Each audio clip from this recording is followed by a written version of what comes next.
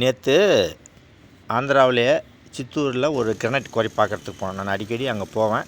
நான் வந்து quality controller. அது நான் நிறைய வீடியோ நான் போட்டிருக்கிறேன்.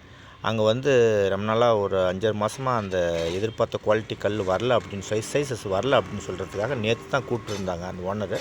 போயிருந்தேன். ரொம்ப கஷ்டப்படுங்க. இந்த வண்டி ஒரு 2 வண்டி 2 கோடி ரூபா போகிறோம். அப்படியே கஷ்டப்பட்டு தான் எடுக்கணும். ரொம்ப சாதாரண விஷயம் கிடையாது. ஒரு கிரானைட் கல் மண் உள்ள அந்த ஓனர் வந்து அப்படியே கண்டுபிடிச்சிடுவார். உள்ளே எவ்வளோ ஆழத்தில் எப்படி இருக்கும், என்ன மாதிரி தன்மையாக இருக்கும், என்ன மாதிரி அப்படின்னு சொல்லுவார். அவர் வந்து என்ன சொல்லுவார், உங்ககிட்ட ஏமாற்ற முடியாது, நீங்கள் வந்து கல்லை பற்றி நல்லா தெரிஞ்சு வச்சுருக்கிறீங்க அப்படின்பாரு. தேல்னா அது சுபாவம், அது என்ன பண்ணும், அது மாதிரி கல்லுனா அது என்ன உள்ளே இருக்குமா இருக்காதா அப்படின்றத கண்டுபிடிப்பாங்க. குவாலிட்டி கண்ட்ரோல்னால் அதான் என் வேலையை. அதாவது ஒரு பெரிய கல் எடுத்து வச்சா அது நம்ம கடவுள் கிடையாது, இந்தாண்ட பூந்து அந்தாண்ட வரத்துக்கு. ஆனால் ஸ்கேன் பண்ணி கண்டுபிடிச்சிடும், இருக்குமா இருக்காதா, உள்ளே நல்லா இருக்குமா நல்லா இருக்காதான்ட்டு. அதுதான் நம்ம வேலையை. கட் பண்ணி பார்த்தா இல்லை உடச்சி பார்த்தா தெரியுங்கிறதுலாம் அது வந்து குழந்தைத்தனமாக சொல்கிறது. இருக்கும் இருக்காது ஒரே வார்த்தை அடிப்பேன். அதனால தான் நமக்கு ரொம்ப வருஷமாக நமக்கு அவர் சொல்லுவார், நீ சொல்கிறாரு, நீங்கள் சைனாவுக்கு அனுப்பிச்ச கல் பேசுதுங்க அப்படிம்பார். மனுஷன் பேசுகிறான்னு சொல்கிற மாதிரி கல் பேசுதுங்கன்னு என்ன சொல்லுவார். அப்போ தான் அதனால தான் நமக்கு மதிப்பு மரியாதை நம்மளை கூப்பிட்டு வேல்யூ கொடுக்குறாங்க. நமக்கு வந்து பர்சன்டேஜ் கமிஷன் வச்சிங்களேன் இந்த இதில், இந்த குவாலிட்டி பண்ணுறதுல. ரொம்ப 30 வருஷமாக நான் அந்த இது பண்ணுறேன், குவாலிட்டி கண்ட்ரோலராக இருக்கிறேன். பிடிவாதம் தான். அதாவது குவாலிட்டியில் எங்கள் பிள்ளைங்கிட்ட சொல்லுவாங்க, டேய் நீ என்ன வேணாலும் பண்ணு, ஆனால் படிப்பு விஷயத்தில் காம்ப்ரமைஷன் கிடையாது அப்படிமா. அதே மாதிரி குவாலிட்டி விஷயத்தில் காம்ப்ரமைஷன் பண்ணுறதே இல்லை.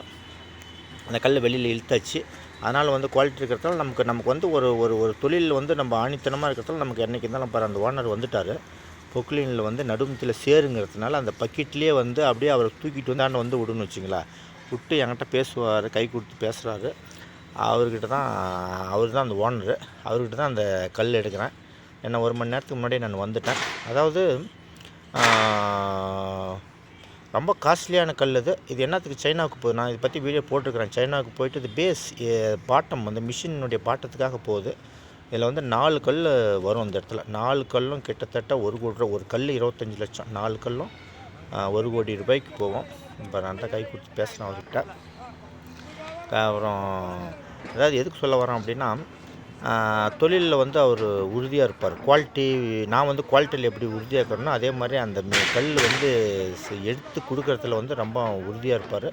நல்ல திறமைசாலி. சாதாரணமாக இருந்து மேலே வந்தவர் தான் அவர். இந்த குவாரி நான் ஏற்கனவே ரொம்ப வருஷத்துக்கு முன்னாடியே நான் தான் ஃபஸ்ட்டு கண்டுபிடிச்சது பாரு. அந்த இடத்துல 4 கல் வரும். நன்றி.